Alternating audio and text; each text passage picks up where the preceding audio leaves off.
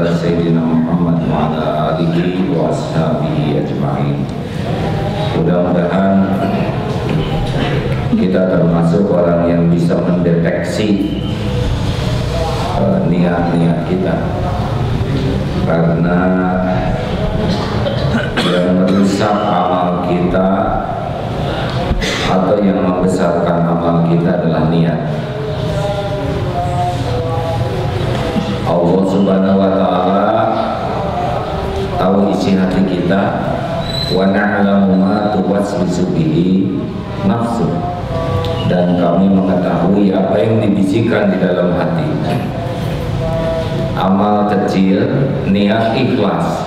Nah, keikhlasan itulah yang membesarkan sebuah amal, karena ikhlas itu menunjukkan tauhid, dan ketauhidanlah yang Allah sukai. Jelas hadirin. Jadi kalau amalnya ya segitu-gitunya, tapi niat itu menunjukkan dia bertauhid atau tidak. Misal nolong seekor kucing yang dibungkus kantong kresek kepalanya oleh anak kecil. Anak kecil belum ngerti, kita ngerti ini kezaliman.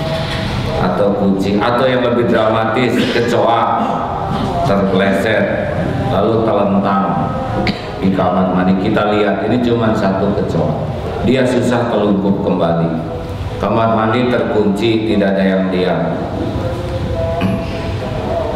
Lalu ditolong kecoa itu, jadi telungkup dan bisa pergi. Tidak ada yang lihat. Allah lihat tidak? Lihat. Allah tahu kenapa kita nolong kecoa ini, karena kasihan. Kecoa telentang kan tidak bisa tengkurap sendiri. Lalu siapa tahu kecoa ini akan ketemu dengan keluarganya, Bu kecoa, Bu kecoa, dan Bu ya mungkin anak kecoa. Ada di hati itu terdalam rasa kasihan, dan melakukan ini karena sadar ini takdir Allah nih. Saya lihat kecoa itu bisa lebih hebat dibanding ceramah seperti ini yang niatnya adalah ingin dikagumi, ingin dianggap penceramah hebat, penceramah menggugah, penceramah menggetarkan, dan pikirannya adalah cuma penilaian orang.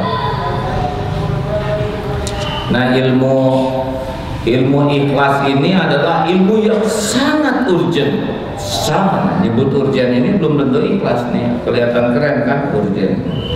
Sangat genting. Bukan genting, sangat penting. Karena tidak bisa acting kalau di depan Allah. Nah, hadirin, kecenderungan ikhlas ini biasanya dikalahkan oleh kesenangan pamer. Pamer itu sendiri macam-macam tingkatannya, ya. Ada pamer yang cuma jelek saja, tapi ada pamer yang membinasakan. Orang kecenderungan pamer itu karena dia penyebabnya adalah ingin dipuji, ingin diakui, ingin dihargai, ingin dikagumi.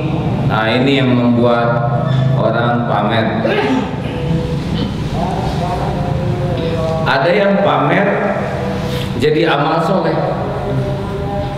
karena niatnya adalah syukur kepada Allah. At-tahadus bin nikmah, memperlihatkan karunia Allah sebagai syukur itu boleh.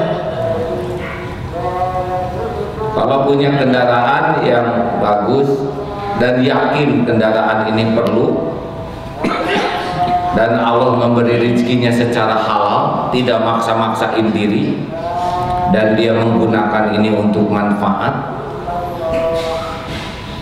kalau saya sih milih beli aja daripada kita dapat kendaraan senior, misal ya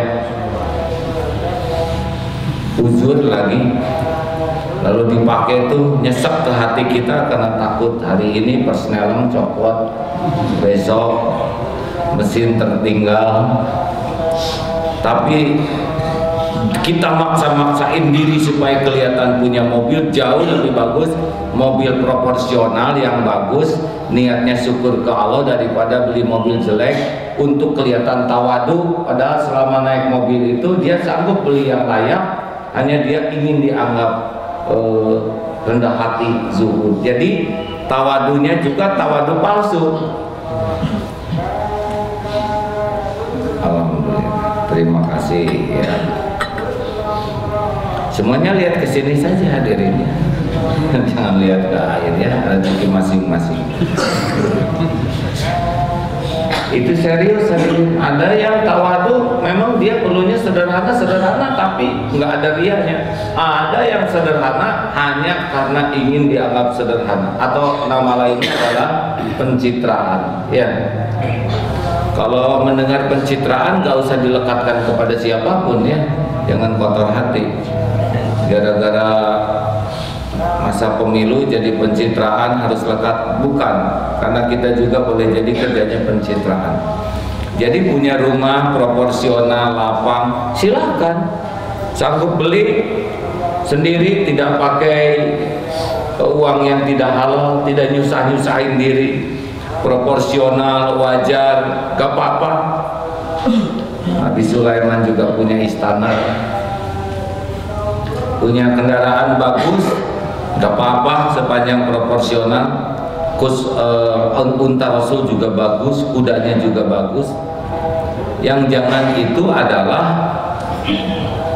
riaknya, jadi merasa inilah yang mengangkat derajat, kuda inilah yang mengangkat, rumah lain enggak. Bagi kita kemuliaan itu inna akramakum indallahi atqakum. Saya dititipi rezeki halal, bisa beli rumah ini nyaman, bisa tidak nyusahin orang, bisa pakai pengajian, bisa dipakai nambah ibadah enak, bisa nampung orang, ya sudah, nggak apa-apa, nggak ada masalah dengan rumah bagus, kendaraan bagus. Yang jadi masalah adalah rumah bagus demi dipuji orang dengan nyiksa diri, cicilannya nyesek karena di luar kemampuan. Padahal yang muji itu tidak pernah ikut nyumbang cicilannya. Ini masalahnya Pak ya. Kita pengen dipuji orang, yang muji tidak pernah nyumbang. Harusnya kan rumah-rumah yang puntennya jangan tersinggung, yang nyicil ya. Saya juga jadi ngemikirin rumah saya nih. Kalau niatnya pengen dipuji berarti rugi, karena nggak ada nilai apa-apanya. Ada yang suka pamer pengalaman. Kalau pengalaman itu kita sampaikan dan manfaat untuk orang, itu bukan masuk pamer, itu namanya ilmu yang manfaat. Tapi kalau tidak ditanya, tidak diperlukan, pamer terus. Seperti pulang dari Mekah, tiap lihat potret Ka'bah langsung ngomong, nah saya di sini waktu itu sholatnya ya, dan gak ada yang nanya sama sekali, serta gak ada yang dengar. Hadirin, ini masalah. Ada yang tidak kuat, tiap ketemu orang cerita Hajar Aswad saja terus, karena dia udah pernah nyium. Padahal besar kemungkinan salah sudut itu ya, karena sepi. Tapi dia tambah-tambah seakan-akan orang minggir, lalu dia ditolong oleh malaikat. Ini kan udah ria, bohong. Nah, ini tidak ada manfaat. Ada orang hafal Quran, ngerti hadis, ngerti agama, terus menyampaikan ilmu yang ini bukan ria. Ini adalah ilmu manfaat. Yang bisa jadi ria begini, di dalam kitab Bukhari, Muslim, nah, nyebut kitab itu seperti dia itu ahli kitab, maksudnya sudah ahli, padahal tahunya cuma beberapa hadis, dan ada niat nyebut kitab ini supaya diakui oleh orang, dialah sudah paham. Itu memang sama kata-katanya, tapi Allah tahu niatnya. Oh, ini supaya kelihatan. Nah hadirin, di dalam ilmu pamer ada yang cuma pamer duniawi, karena dia punya, dia pamerkan.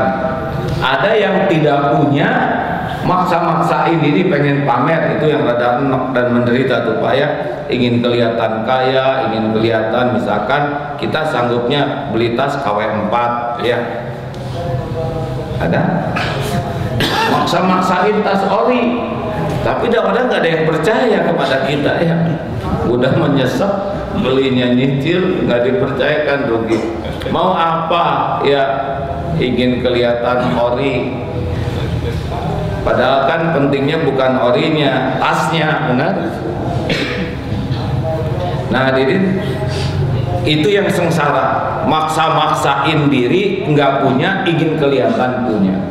Yang punya memakai yang punyanya nggak apa-apa, yang nggak punya ingin kelihatan punya, ini sudah nyiksa diri, pasti menderita.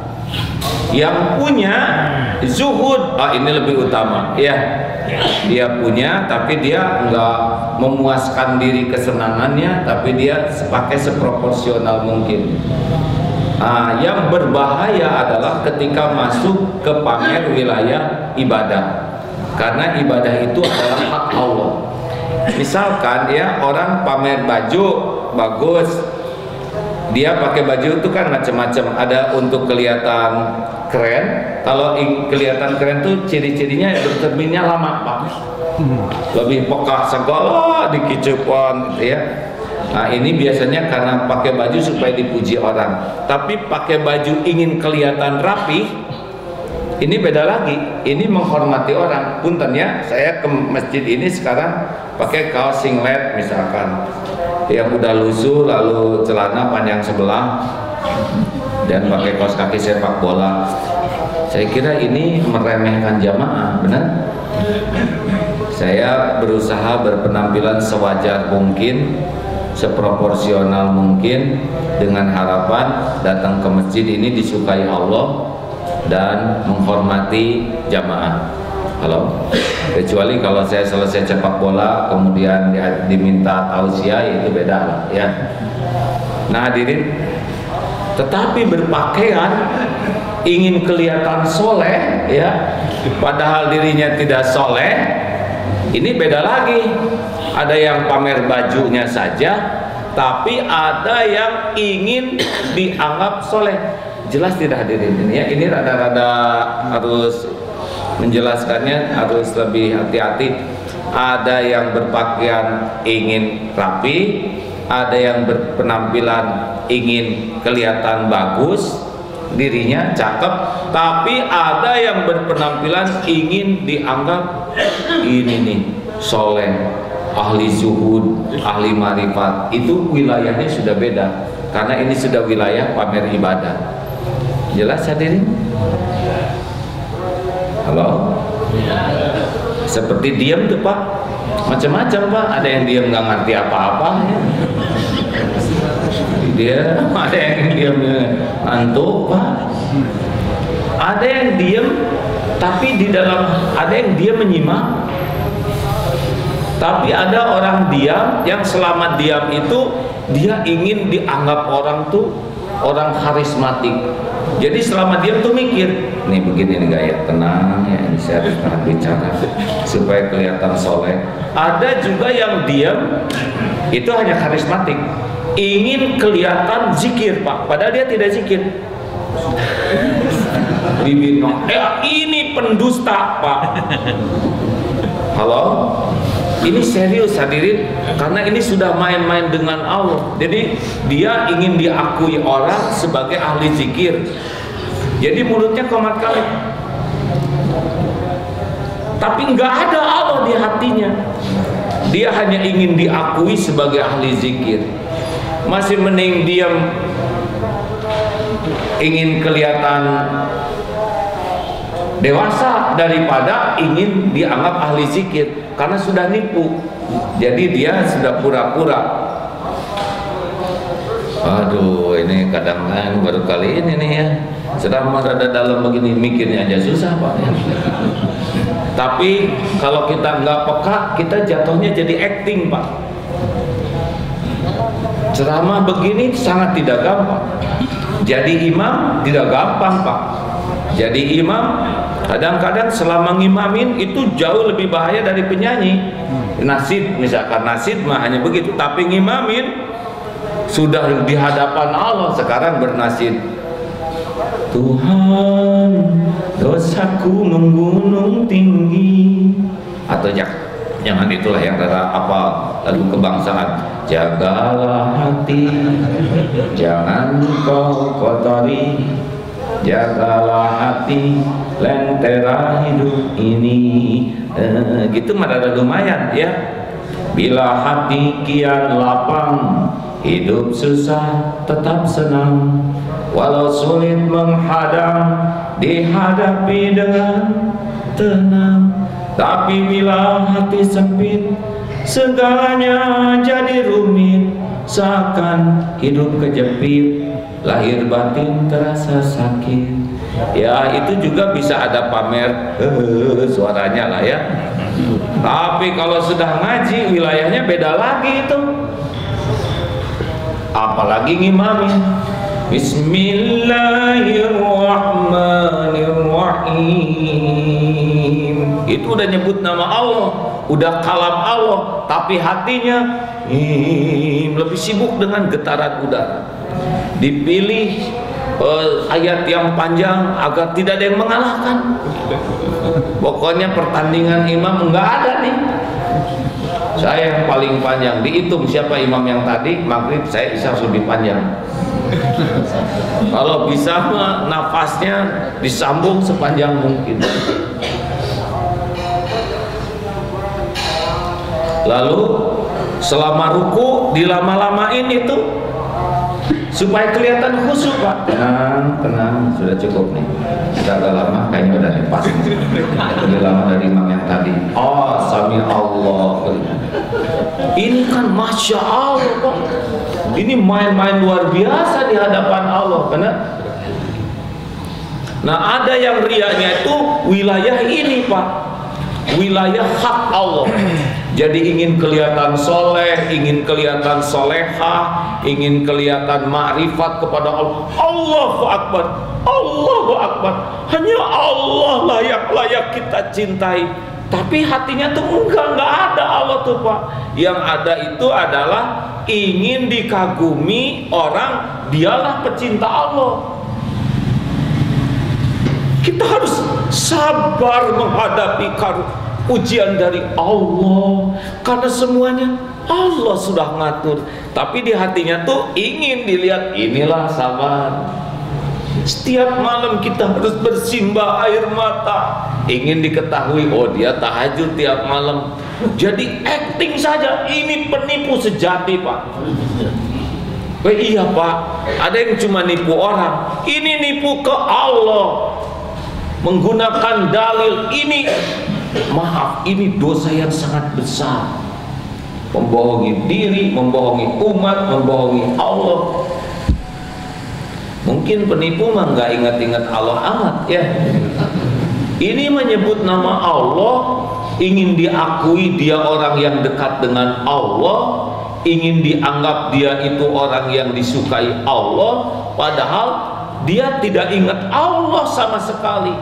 Dan Allah pasti tahu, tidak mungkin tidak tahu. Nanti ada saatnya Allah memperlihatkan.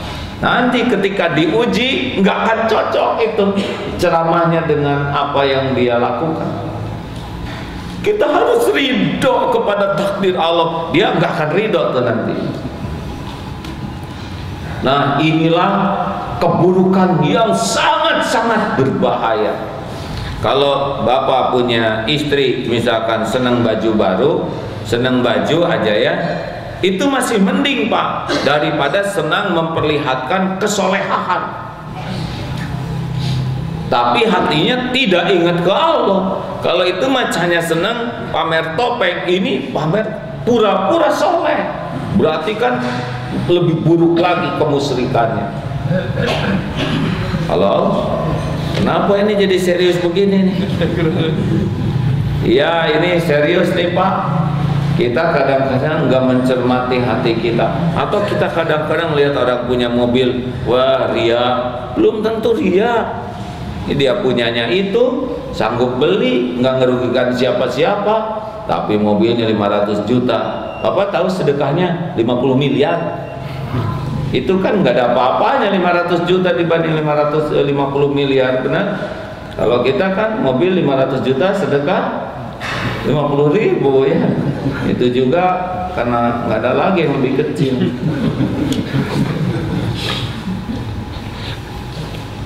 Kelihatannya ini wajah-wajah tertekan. Maaf pagi ini penuh tekanan. Tapi kalau tidak hati-hati nih, acting kita tuh benar-benar. Nah, yang hati-hati tuh wilayah acting dalam kesolehan ibadah. Bukan tidak boleh kita berpakaian rapi bersih. Ini kan masalah hati, Pak. Ini pakai sorban. Saya Agim ini Ajimi nggak ada masalah. Beliau istiqomah, datang kamera sebarkan YouTube ada rasanya. Tapi ada yang dia tiba-tiba berubah penampilan, tujuannya tuh beda. Di hatinya ingin dianggap ma'rifat, soleh, ahli akhlakul karimah. Cirinya tuh sederhana, bakal beda-beda Pak, kayak bunglon. Nanti kalau ada orang yang kira-kira dia perlu untuk memuji dia, akan dikeluarkan tuh kebaikannya. Oh iya, ada yang bisa saya bantu. Tapi giliran dia kurang muji, nggak keluar itu Pak. Karena memang niatnya dipuji, menampilkan kesolehan, solehan demi acting. Oh, orang seperti ini tidak disukai Allah karena dia menjual nama Allah, menjual ayat-ayat Allah, menjual ibadah Allah untuk kepentingan nafsunya, pengen dipuji orang. Hadirin sekalian, ini bahaya. Kita tahu mujahid saja yang bertempur sampai mati merasa sudah berjuang, tapi tetap tuh dia jadi ahli neraka yang pertama, padahal sudah mati di medan perang. Kenapa? Karena hatinya ternyata dia menggunakan sarana jihad, teriakan takbir Allahu Akbar, pertempuran demi dipuji orang. Makanya itu masuk jahanam pertama, di seret perut. Yang kedua qori itu penghafal Quran. Kemudian yang belajar agama dan mengajarkannya, yang seperti ceramah ini, nauzubillah, ternyata nanti orang yang kedua masuk neraka Pak. Jadi jangan heran di neraka banyak penghafal, ada penghafal Quran, ada penceramah, karena dia ayat mulutnya ayat Quran, tapi hatinya mah enggak ada, yang ada mah pujian orang saja. Ingin dianggap qori, ingin dianggap ulama, ingin dianggap dai kondang, ingin dianggap penceramah yang mengagumkan, yang banyak jamaahnya. Itu saja, Allahnya enggak ada, walaupun mulutnya Allah, Allah, ayat Allah, hadis Rasulullah. Ini nauzubillah, ahli neraka yang kedua. Yang ketiga adalah dermawan. Wah, sedekah sana sini, tapi dah Allah tahu hatinya legit sekali kalau disebut itu tuh bapak yang dermawan itu tuh. Pokoknya beliau mah udah aja paling top di wilayah kita mah semuanya. Nanti di akhirat juga, ya Allah, tidakkah setiap ada kesempatan sedekah sudah saya nafkahkan? Tapi ternyata Allah Maha tahu, bukan nyari kedudukan di sisi Allah. Legit, senang, nikmat ketika orang-orang menganggap dia sebagai dermawan. Dia bangun masjid, dia sodako, dia santuni anak yatim buat ngangkat dirinya sendiri. Dan ternyata inilah nauzubillah ahli neraka. Jadi ahli neraka itu bukan kurang amalnya, ada yang banyak amalnya, tapi yaitu dia tidak peka untuk meneliti niatnya. Niatnya adalah cari kedudukan di sisi makhluk, bukan cari kedudukan di sisi Allah. Padahal tiap sholat kita mengatakan inna sholati wa nusuki wa mahyaya wa mamati lillahi rabbil alamin. Harus punya waktu Pak untuk tafakur. Saya itu apa ini, acting, sok baik, sok soleh, sok wibawa, sok makrifat. Allah tahu persis apa yang di depan dan di belakang. Cirinya orang yang acting pasti kayak bunglon Pak, beda-beda. Untuk orang-orang yang bakal memuji, menghargai, dia akan baik, ramah. Tapi untuk orang yang kira-kira tidak bakal muji, apalagi kompetitor, dia nggak akan bagus. Padahal Rasulullah itu akhlaknya sangat baik kepada siapapun. karena Allah lah yang ditujunya, bukan pujian diri. Demikian para pendengar yang budiman, hari ini rada serius kajiannya. Ini dilihat dari wajah yang di depan ini seperti yang menyorot tajam kepada saya. Mudah-mudahan sambil tajam ke depan, tajam ke hati kita sendiri ya. Jangan sampai kita menjadi makhluk-makhluk acting yang hanya sibuk membangun bungkusan demi dipuji orang. Karena ada ini turunan Bung Karno, ini turunan Bung Hatta, ini turunan bungkusan ya, yang hanya sibuk hanya acting, ingin kelihatan soleh, hebat, yang sebetulnya di sisi Allah tahu persis. Orang seperti ini punya ciri yang khas Pak, tidak akan pernah tenang dalam hidupnya. Di dalamnya tuh membara saja, dan tidak ada kebahagiaan, tidak ada ketenangan, juga tidak ada kemuliaan. Dan pada saatnya Allah buka, akan nampaklah yang sesungguhnya. Karena Allah tidak pernah bisa dibohongi dengan acting apapun juga. Semoga Allah mengampuni acting kita selama ini dan membantu menolong kita untuk bisa hidup benar-benar tulus, ikhlas, tidak membangun topeng tapi membangun kedudukan di sisi Allah Subhanahu wa taala. Amin ya rabbal alamin. Hadirin, jam 8 di Masjid Asy-Syarif Al-Azhar BSD, dan jam 10 nanti di Istiqlal Jakarta insya Allah. Terima kasih para pendengar, silakan dilanjutkan siaran dari Masjid AA, dari Masjid Al-Hakim BSD. Ini luar biasa, penuh begini tiap subuh ya. Amin, amin ya. Ini luar biasa ya. Alhamdulillah. Assalamualaikum warahmatullahi wabarakatuh. Baik, ada yang mau ditanyakan? Jadi status misalkan Pak, status ya, menampilkan kan status di BBM di segala ternyata ya rada repot sebetulnya. Potret dipilih yang posisi yang paling manis lah. Kalau bisa potret bapak lagi masih muda ya. Jadi pas ketemu, oh lo gini kolot, jadi enggak enak. Kita ada suka nyiksa diri. Seperti potret yang dipasang di rumah kan kalau bisa mah yang paling mulus Pak, di potret, diarsir pakai komputer, jadi seperti pantat bayi, wajah kita tuh bersih, mulus, pasang. Nanti kita teh kagum dengan yang nggak cocok Pak dengan kita tuh. Aneh, kita tuh kagum, padahal kita tahu itu nggak asli. Terus datang orang, ini potret siapa Bu? Saya. Hah? Ini beda. Ngambek tuh sama yang ngomong yang asli itu. Ini apa kita ini? Kita dijemput pakai mobil bagus, punya orang Pak. Aduh, ini asa keren. Padahal setiap orang tahu kita nebeng. Ini atau dijemput ada rider di depan, asa wibawa ya. Padahal tiap orang yang lihat tuh enak lihat kita tuh Pak. Karena kita udah nyusahin jalan orang, tapi kita mau asa anteng aja sendiri. Padahal yang pakai rider itu ada 3 jenis Pak. Satu, ada orang yang dianggap penting oleh duniawi. Yang kedua, penjahat penting juga ketika ditangkap sama polisinya itu yang di depan. Dan yang ketiga, jenazah loh Pak ya. Kita kadang-kadang benar-benar enggak menempatkan diri dengan wajar. Atau di kantor kita merasa wibawa. Saudara-saudara sekalian, di dalam membangun perusahaan profesional, aduh, ada lekoh-lekoh ya, kayak kelihatan cadel gitu. Padahal orang Amerika asli nggak gitu-gitu amat. Dia bicara dengan nada yang lebih. Kita harus membangun integritas. Kata supir, integritas apa bos? Tadi malam mesum saya ngantar ya kan? Ada yang benar-benar acting aja Pak.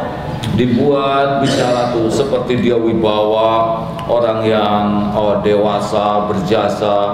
Kita harus nada juga direndah-rendahkan. Padahal di belakang ya zina, ya maling, ya ngemplang. Ini acting beneran, enggak bahagia itu. Itu kalau tidak hati-hati banyak kemunafikan seperti ini, adik. Nggak ada bahagia. Orang yang sibuk dengan penilaian orang, kekaguman orang, selain nggak ada pahalanya, Allah nggak suka. Dan kalau Allah nggak suka, cukup satu aja penderitaannya, dibikin nanti tidak tenang, udah menderita kita. Jadi hanya keikhlasanlah yang membuat kita bahagia, tenang. Masih ingat cerita tentang ibu-ibu yang di rumahnya dandan, beberes, terus kata tetangga, "Mbak, kok Mbak ini rajin amat dandan, beres-beres, padahal kan suaminya tunanetra, nggak pernah lihat." Memang suami saya nggak pernah lihat saya, tapi kan Allah ngeliatin saya terus. Saya mah bukan buat dilihat suami, dan suami saya mah nggak punya pahala, nggak punya surga. Allah yang ngebagiin pahala, Allah yang ngasih ketenangan, Allah yang punya surga. Ngapain demi dipuji suami? Suami kan ladang amal buat saya, bukan sumber karunia. Allah buat saya segalanya. Suami ya begitulah episodenya, begitu. Kelebihannya saya syukuri jadi amal, kekurangannya saya sabarin jadi amal. Suami hanya ladang amal buat saya. Enak dengarnya deh. Bandingkan dengan ini. Duhai suamiku, engkau adalah segala-galanya bagiku. Musyrik ya. Engkau adalah sumber kekuatan diriku. Tanpa dirimu wahai suami, aku lunglai tiada daya. Engkau bagai cahaya bagiku.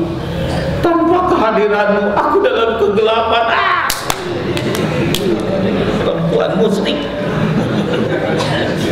Jangan bangga Pak punya istri lebay kayak gitu. Dia sumber masalah.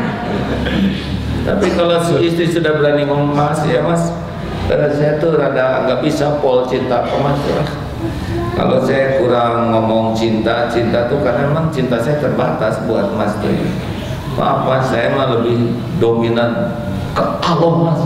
Kalau Mas malah kadarnya aja. Maaf ya Mas ya, sama makhluk lah. Wow, itu Pak istri beneran. Ini serius Pak. Jadi kita tuh kadang-kadang kalau udah ngedengar cinta tuh seakan-akan gimana gitu. Banyaknya mah cuman main kata-kata di mulut. Apalagi kalau suami udah kebanyakan muji istri gitu ya, itu biasanya ada badak di balik kerikil. Datang ke rumah tiba-tiba, "Duhai istriku," ada curiga ini. Biasanya menyembunyikan sesuatu gitu. Yang ada begini soleh. Yang biasa buat jarang bawa bunga, dia tuh bawa bunga, ya satu pot misalnya. Itu mah nggak bisa acting. Normal-normal saja lah, wajah lurus, bersih, enak. Kita udah jujur, terus nggak dipercaya, ya nggak apa-apa. Memang kita jujur bukan buat dipercaya. Bapaknya udah jujur, Bu.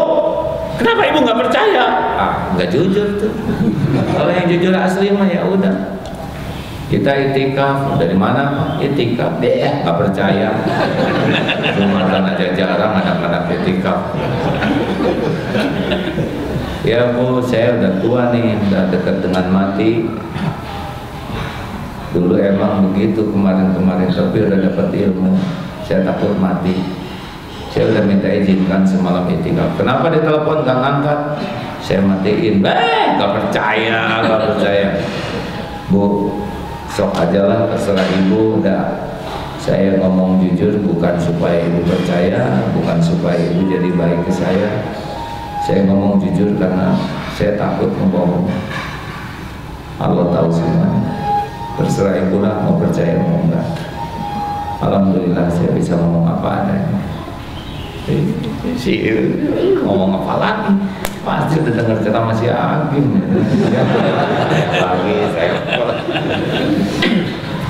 tenang, enak Pak. Kalau kita dicurigai, Bapak dicurigai bisa. Padahal Bapak enggak, ya nggak usah marah. Ini ada teman, jadi dia pakai handphone istrinya, dipakai nge-SMS. Teman itu cinta beruk zaman dulu, zaman SMA. Tuh kebaca oleh istrinya, dibuka filenya, diminta. Ngomong apa ada, istri saya marah besar, ya resiko. Jangan pakai bohong. Wah, disangkanya kamu mau pergi ke sana, mau nikah sama dia. Saya akui salah. Saya sudah nge-SMS, itu sudah nikah dia tuh. Saya nggak kepikiran apa-apa. Boro-boro mau nikah itu istri orang. Saya salah sudah melakukan ini, tapi saya tidak ada pikiran lebih. Gak percaya, gak percaya. Udah maksimum ngaku, ya sudah. Ya saya bisanya segini dan memang ini yang ada. Mau percaya, mau enggak, mau ngambek, ya emang enggak. Saya tinggal tobat, saya akui saya salah. Cep, diam.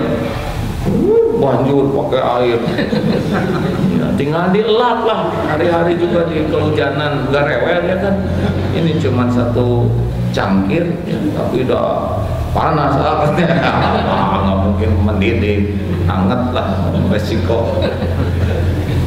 Sekarang istri saya menggugat, ya tenanglah, ya tobat aja terus, minta maaf tulus, bersih apa adanya, nanti Allah ngebolak-balik hati. Jangan takut kalau jujur, karena Allah pasti nolong. Gitu hadirin.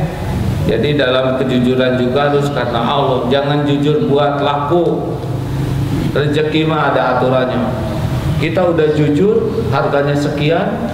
Ini saya belinya 25 juta Pak. Orang lain jual 40, saya modalnya tetap aja nggak beli. Saya udah jujur nggak beli. Memang kita jujur bukan buat laku. Jujur mah jujur weh sama soleh kita, benar? Dan rezeki mah ada waktunya. Enak banget tuh, saya udah jujur, tapi ya berarti jujur bohong. Ada yang mau ditanyakan?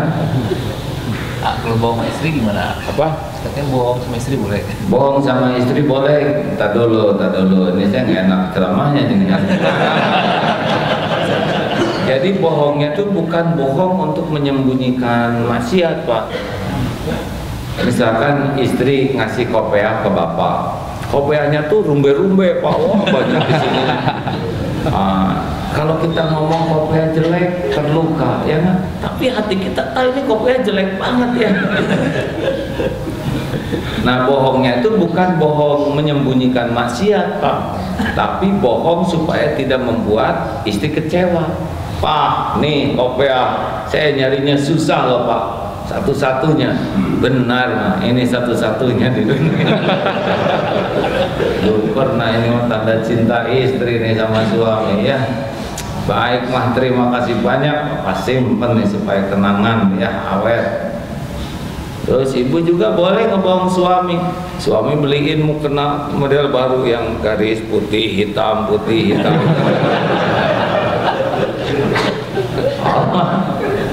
Ma gimana ma? Luar biasa suami teh, pokak.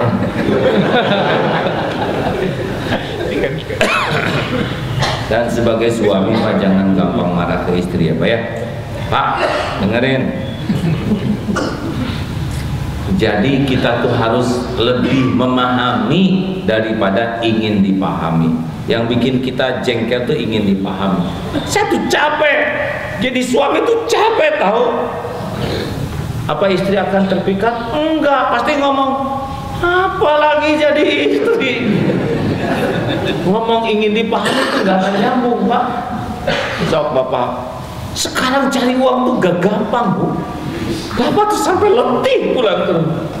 Nanti istri apakah jadi kagum? Enggak, bakal ngomong juga. Apa belum nyobain hamil? Belum nyobain melahirkan, mempertaruhkan nyawa, udah susah. Mending paham aja. Memang wanita dibuat dari tulang bengkok, dikerasin patah, dibiarin tetap bengkok. Jadi digimanain? Dibijakin. Dulu kan tidak pernah disampaikan di sini. Wanita tuh kadang-kadang suka kurang jelas, ya. Gak apa-apa, biasa ya, nggak usah emosi. Pak, baju yang mana yang cocok buat saya nih Pak? Yang paling top yang mana yang cakep? Yang merah atau yang biru Pak? Kita mikir, yang merah nih kayaknya pas banget. Tapi yang biru juga bagus kan Pak? Weh, itu juga bagus. Keluar dari baju hijau Pak. Keluar akar kebok dipikir. Jangan ngomong mana itu. nggak usah, biarin.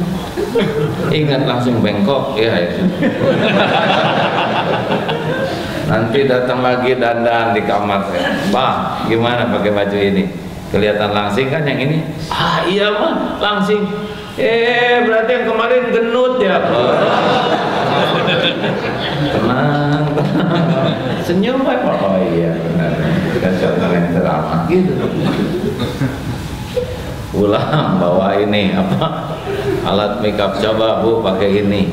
Nanti kulit jadi rengkeng, ini jadi bagus. Berarti sekarang saya keriput ya? Salah lagi, pada udah stakar kebab kita nyarinya.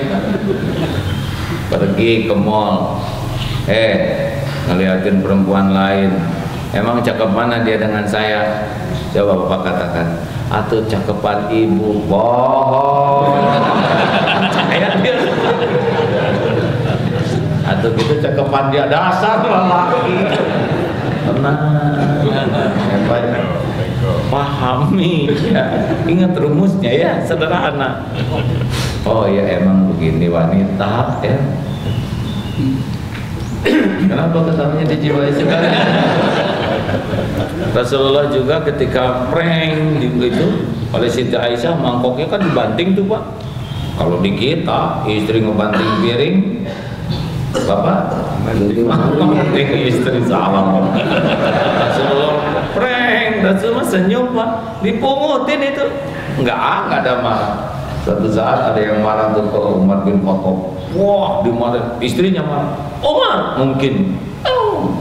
Kamu perempuan sama lelaki berani gitu, saya laporin sama Umar bin Khattab. Ini sahabat dimarahin istrinya, mau lapor ke Umar bin Khattab. Wah, dengan penuh semangat laporan. Sesampainya di rumah Amirul Mukminin, sama lagi dimarahin istrinya Amirul Mukminin. Lebih tajam. Tapi Umar bin Khattab mah tenang sampai selesai. Ya, Amirul Mukminin gimana bisa sabar? Ya nggak enak sih omongannya, nyakitin. Tapi saya bandingkan dengan derita nggak enak dan sakitnya waktu hamil istri saya, waktu melahirkan, waktu ngurus anak. Ini omongan ini nggak ada apa-apanya dibanding derita nggak enak sakit yang dirasakan nyata oleh istri saya. Nggak ada apa-apanya omongannya, sudah saya dengar saja. Tuh Pak, aduh ibu, yes, ini pengajian paling bagus. Udahlah Pak, sing senang memahami daripada ingin dipahami. Ya. Nggak apa-apalah kita nggak dianggap suami ya udah nggak apa-apa, yang penting mah kita melakukan yang terbaik. Kalau udah ngelihat semua. Nah begitu ini kursus rumah tangga ya. Nah, makin tua tuh kadang-kadang makin sensitif nggak jelas Pak. Iya Pak, ada yang serba nggak jelas dan punten ya Pak ya, jangan terlalu serius dalam rumah tangga. Dikit-dikit, kenapa nih begini? Ada apa ini? Ada apa? Udah, nggak usah terlalu serius. Orang salah ngomong, kecentet ngomong, ya. Misalkan lihat bapak perkedel, ngomong perkedel kamu sama saya, sudah lah. Jangan segala dimasukin hati. Kan besok juga udah robah lagi. Ibu-ibu jangan suka sembarangan ditulis di status, ya. Di suami nggak enak. Semua menjengkelkan selain Rasulullah. Nah, itu ciri-ciri suaminya menjengkel. Ya Allah, hanya cintamu yang asli. Selain kau penuh kepalsuan. Waduh, kata yang baca di status ini pasti nih dimarahin istrinya. Jadi para pembaca statusnya sebel ke suami istri ini. Emang suami dia tuh nggak bijaksana. Padahal malam-malam dia udah damai tuh sama istrinya, sama suaminya. Tapi ini lupa ngehapus di status. Atau orang lain masih enak ke suaminya, dia sendiri udah enggak. Doraka tuh. Ibu jangan sembarang ditulis di status ya. Halo? Muacet, padahal sudah sampai. Sia-sia. Ya begitulah kita. Terima kasih Bapak Ibu. Ada pertanyaan? Saya kira enggak ya. Bapak maaf, silakan Pak, maaf. Maaf. Atau dinyalakan. Assalamualaikum warahmatullahi wabarakatuh. Iya. On. Yes. Assalamualaikum warahmatullahi wabarakatuh. Ini tadi dari topik ceramah kita bagi kita susah. Dimana saya risauan, dimana risaunya era kita sekarang ini, dimana Islam di Indonesia ini sekarang menurut statistik Maret 2 tahun yang lalu itu tinggal 80%. Dan melakukan sholat seperti yang dicontohkan Rasulullah yang sudah jemaah itu ada 10%. Yang mana kalian ada tamu 2 tahun lalu dari Amerika, seorang ustadz yang di sana, yang mana sekarang di Amerika itu agama Islam udah agama yang kedua yang terbesar di Amerika itu. Masjid mana-mana sudah ada katanya. Ini di Indonesia turun statistiknya, justru di Amerika naik. Ini permasalahannya. Mungkin soalan saya mohon ya masukan dari Pak Ustaz. Assalamualaikum warahmatullahi wabarakatuh. Iya Pak, terima kasih Pak. Saya agak pernah mendengar seperti ini Pak. Terus saya jadi berpikir, jadi apa yang harus kita lakukan? Kan begitu Pak. Jangan-jangan kita jadi bagian orang jauh dari Islam. Itu yang dikhawatirkan. Kenapa anak-anak jadi nggak nurut sama orang tua? Kita mikir yang global tentang umat Islam yang berkurang, misal. Tapi anak kita aja nggak suka lihat kita ya. Kita dakwahin nggak mempan. Jangan-jangan saya kalau mikirnya gitu Pak, jangan-jangan saya adalah bagian daripada yang merusak citra Islam. Orang-orang terdekat saja dulu sekarang lihat, istri, anak, bodoh-bodoh kita nolong yang besar. Nah kalau saya begitu Pak mikirnya Pak. Kemudian lihat santri, ini santri karena saya di pesantren Pak. Apa benar-benar jadi Islami? Enggak. Jangan-jangan pesantren ini aja kurang Islami. Ya, jadi baliknya kalau yang saya coba adalah semua ini 3M jawabannya, mulai dari diri sendiri, mulai dari hal yang kecil dan mulai saat ini.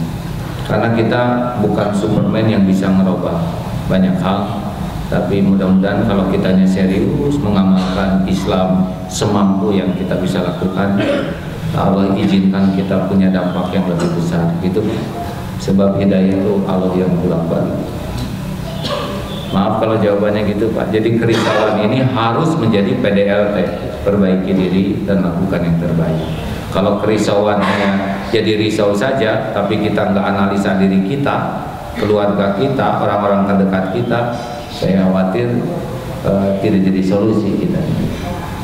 Pernah guru saya Pak ngajarin satu orang sampai tengkurap lagi, saya pengen nginjek nih santri ini ya. Kata guru saya, jangan gitu Satu, kita nggak tahu takdir dia nanti ke depan apa. Makanya tetap beliau ngajar dengan yang baik. Kalau Allah jadikan, mungkin yang satu ini nanti yang bermanfaat ratusan juta orang. Jadi kita tidak bisa meremehkan 1-2 orang yang boleh jadi nanti dampaknya bisa besar. Gitu. Ada tamu juga dari Bojonegoro berpendapat ulama juga. Dia berpendapat umat Islam saat ini sudah berdalam sunnah. Jadi dulu ya kalau kita bicara masalah agama, bicara masalah gaib. Kalau kita bicara dunia, realita. Jadi dulu penilaiannya itu umat Islam saat ini sudah menjalankan sunnah. Salah satu ada itu sholat berjamaah. Ini kalian di mana-mana masjid ya, saya dan living juga di Indonesia ini ya, ini alhamdulillah ini cukup bagus ya. Ini salah satu, belum lagi sudah lain sudah banyak ditinggalkan oleh umat Islam katanya seperti itu. Ya Pak, satu memang akses ilmu. Tapi kalau saya dalam dakwah, saya dakwah sudah dari mulai tahun 86 Pak, terjun di dunia dakwah. Kalau saya lihat sekarang perkembangannya tuh jauh membaik Pak. Saya anak tentara Pak. Dulu tentara nggak ada yang pakai jilbab. terutama lelakinya mustahil ya. Perempuannya, ibu saya dulu nggak berjilbab, itu sholat aja bisa nggak naik pangkat Pak. Dulu ya, saya kan anak prajurit jadi tahu dari waktu ke waktu di lingkungan. Sekarang saya punya banyak kawan jenderal-jenderal yang aduh Masya Allah, ahli masjid yang di kantor tuh pokoknya mah kalau jadi komandan ke masjid, yang dulu nggak ada itu Pak. Ada yang di Akabri juga, wah pokoknya pakai sarung, nggak ada tuh ke masjid pakai sarung dulu Akabri ya. Ini perkembangan, punten ya. Ini juga kalau kita lihat siapa diri kita beberapa tahun yang lalu, boleh jadi kita nggak ke masjid ya. Perkembangan orang suka ke Islam, saya merasakan auranya dari waktu ke waktu tuh membaik dibanding saya zaman dulu Pak. Dulu di sekolah saya SMA 5 tuh cuma satu Pak yang berjilbab, yaitu guru agama. Itu udah sepuh dan jilbabnya yang hanya digantungin di sini. Sekarang SMA, dulu STPDN tuh dilarang keras, ITB dilarang keras pakai jilbab. Sekarang walaupun pemahaman jilbab masih beragam ya, dan tapi saya merasa gitu Pak. Mungkin jumlah ada sedikit berkurang tapi kualitas membaik, mudah-mudahan. Karena Islam itu kadang-kadang perlu lawan yang kalau minoritas cenderung solid Pak, kalau mayoritas itu cenderungnya berantem. Saya nggak pengen minoritas ya, cuman mungkin kalau kan tanpa masalah tekanan kita energinya kurang gitu. Jadi saya anggap ada berita itu merupakan sumber energi supaya kita lebih maksimum. Terima kasih Bapak Ibu yang budiman, nasi sudah matang dan alhamdulillah. Mohon doa saya besok Senin berangkat umroh, mudah-mudahan nanti kita bisa umroh sama-sama ya. Umroh sama-sama nggak harus berangkat bareng dari sini Pak, pokoknya di Mekah juga ketemuan sama-sama ya. Allahumma sholli ala sayyidina Muhammad wa ala alihi wa ashabihi ajma'in. Allahumma iftah lana hikmataka ya Allah, wansur alaina rahmataka ya dzal jalali wal ikram. Allahumma nawwir qulubana bi nuri hidayatik kama nawwartal arda bi nuri syamsika abadan abada bi rahmatika ya arhamar rahimin. Allahumma inna nas'aluka imanan kamilan wa yaqinan shadiqan wa qalban khashi'an wa lisanan dzakiran. Allahumma inna nas'aluka taubatan nasuha wa taubatan qabla al-maut wa rahmatan 'inda al-maut wa maghfiratan ba'da al-maut ya Allah. Allahumma hawwin 'alaina fi sakaratil maut. Allahumma inna nas'aluka husnal khatimah wa na'udzubika min su'il khatimah. Rabbana atina fid dunya hasanah wa fil akhirati hasanah wa qina azabannar. Allahumma rzuqna istiqamah ya Allah. Allahumma rzuqna istiqamah. Subhana rabbika rabbil izzati amma yasifun wa salamun ala mursalin. Alhamdulillah. Assalamualaikum warahmatullahi wabarakatuh.